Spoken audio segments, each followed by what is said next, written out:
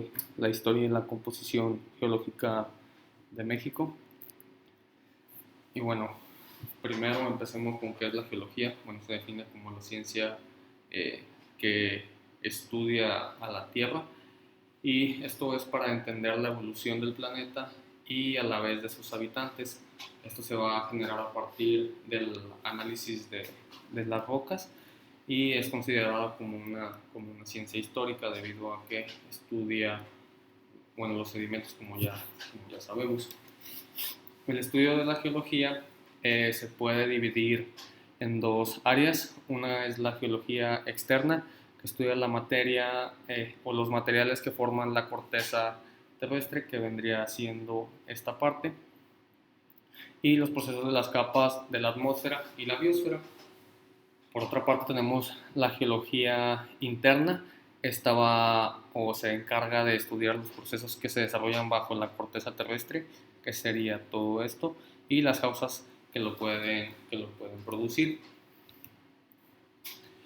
Y ya entrando ahora sí un poco en el tema, la historia de la geología en México surge a eh, finales del siglo XVIII y culmina en el siglo XIX.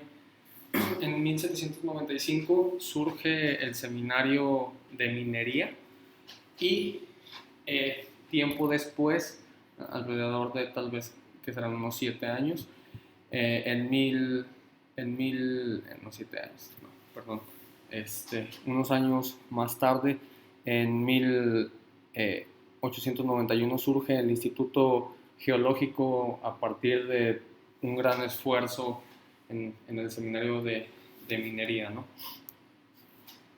Y bueno, los historiadores de la geología han definido el periodo comprendido entre 1780 y 1840 como la edad heroica de la geología, y en particular en México.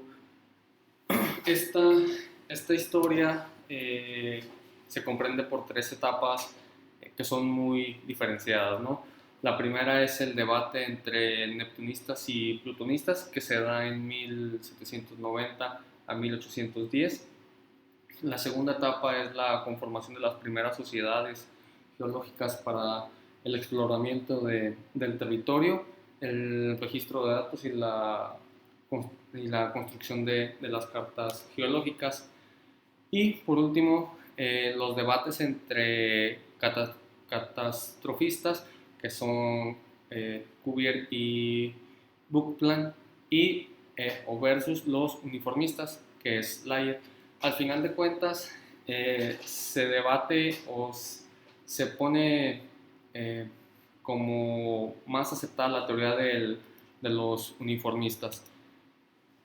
Los uniformistas, en este caso Layer, establece que todos los procesos naturales en la Tierra que cambian en el presente lo han hecho de forma idéntica en el pasado. No cambia absolutamente nada. En contraste con los catastrofistas, estos postulan que solo los grandes catástrofes, como son terremotos, tsunamis, entre otras cosas, son los que hacen cambiar la biota, ¿no? Y dicen o mencionan que podrían cambiar de forma básica la Tierra, y que esta tenía 6.000 años de antigüedad. La historia de la geología, seguimos con esto, la historia de la geología en México. Esta comienza entre los muros del Real Seminario de Minería, fundado en 1792, como ya lo habíamos mencionado anteriormente, y el plan de estudios incluía la cátedra de orictognosia, que era básicamente para identificar los minerales que no incluían aspectos tóricos. Estas clases fueron impartidas por Andrés Manuel del Río. Y por otra parte, en el plan de estudios estaba la geonosía, que es estudiar la estructura y la composición de las rocas que forman la Tierra y poder acotarse dentro del campo de la petrología, ¿no? Con las aportaciones de los profesores y egresados del Colegio de Minería, se empiezan a realizar estudios geológicos del territorio de acuerdo con los cánones europeos y se reinterpretaron los estudios previos que se habían efectuado con anterioridad. Hay que tener en cuenta que México antes fue colonizado por España, entonces muchos españoles llegaron a tierras mexicanas para empezar a hacer estudios sobre geología, y uno de ellos es Andrés Manuel del Río. Más adelante lo vamos a ver un poco. El Tajo, o bueno, de los trabajos que se empezaron a hacer, el Tajo de Nochistongo fue el primer proyecto geotécnico o de geología aplicada a obras de ingeniería civil en México, el cual implicó un desafío científico y técnico para el desagüe de la cuenca del Valle de México. Humboldt es uno de los geólogos, que hizo bastante geología en México. Llega al puerto de Acapulco, posteriormente se traslada a Ciudad de México, donde tiene acceso a muy buenas bases de datos, información privilegiada que se había recuperado años atrás. Y bueno, él genera varios proyectos o varios artículos científicos. Uno es el ensayo político sobre el reino de Nueva España, que es de 1807 a 1811, comprendiendo este tiempo. Es un estudio detallado sobre las minas mexicanas. Otro de ellos es el viaje a las regiones equinocciales del nuevo continente. Esta la realiza de 1807 a 1834, y también aportó observaciones atmosféricas y meteorológicas y los sistemas montañosos, información geológica, descripción de fauna y flora. Fue uno de los primeros en empezar a describir flora y fauna en México.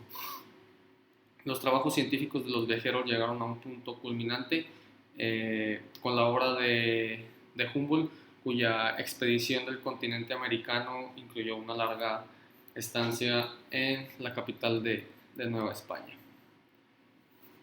Y bueno, nos brincamos a otra época, la historia de la geología en México en 1891.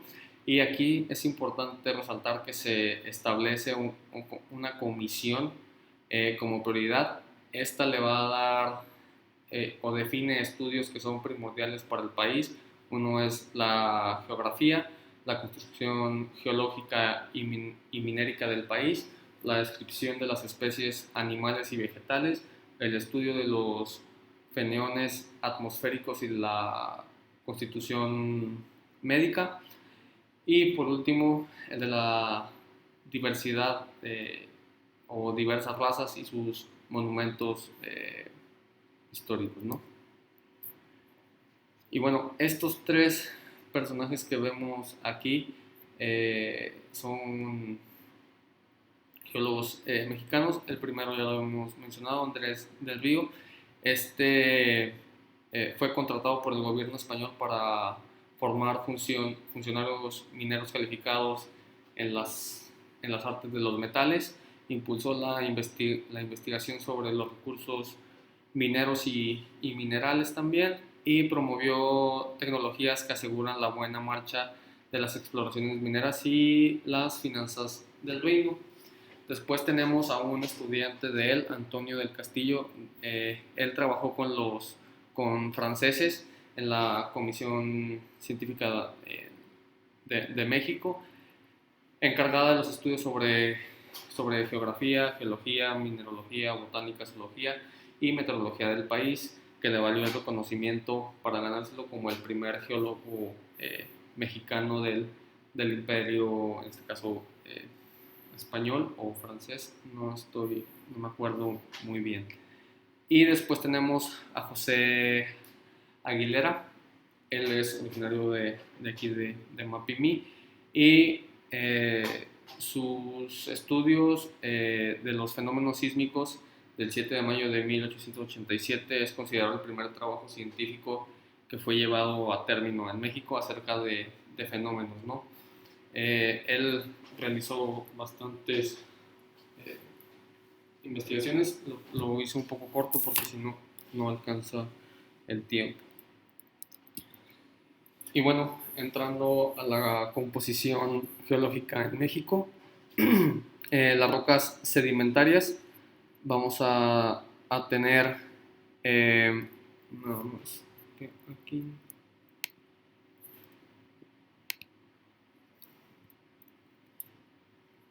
No le puedo hacer eso. Esto es del Paleozoico y es, podemos observar que es Sonora, Chihuahua, Baja California, parte del desierto chihuahuense. El Mesozoico, en color verde, azul y rosa, se encuentra principalmente en esta parte ya eh, pegado más o menos a Nuevo León, a estos lados, a Tamaulipas. Eso es en cuanto a rocas sedimentarias, ¿no? En estas dos épocas. Y después tenemos las rocas volcánicas sedimentarias extrusivas e intrusivas. Y vemos, estas no se alcanzan muy bien a ver en el mapa, pero vemos estas dos que vendría siendo o es toda esta parte de la Sierra Madre, todo esto, y partes de la costa, ¿no? del océano Pacífico.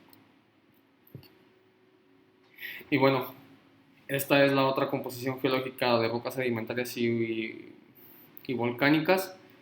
Y aquí podemos observar que es en el Paleozoico, me parece ser, no alcanzo a observar aquí la letra, la palabra, pero vendría siendo o es todo lo azul.